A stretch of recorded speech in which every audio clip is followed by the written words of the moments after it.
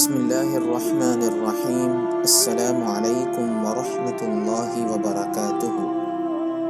اللہ تعالیٰ نے چہرے کی خوبصورتی اور دماغ کی حفاظت کے لیے بال عطا فرمائے۔ گوشت سے باریک داغوں کی مانند گھاس جیسے بالوں کا نکلنا اللہ تعالیٰ کی بہت بڑی نشانی ہے۔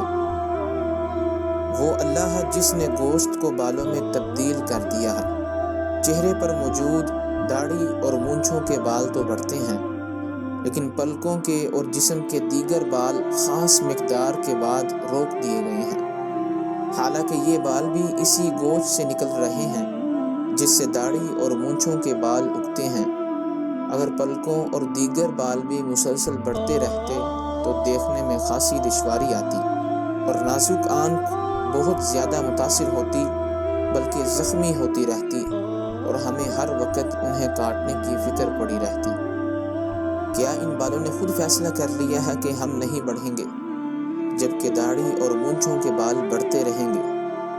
اسی طرح عورت کا چہرہ بھی گوشت سے بنا ہے، لیکن اس کی تھوڑی اور مونچھوں پر بال نہیں۔ آخر ان تمام امور کو کسی نے ضرورت کی بنا پر جیسے چاہے ڈیزائن کیا ہوگا، اور اسی حکم کے تابع یہ بال پرورش پا رہے ہوں گے۔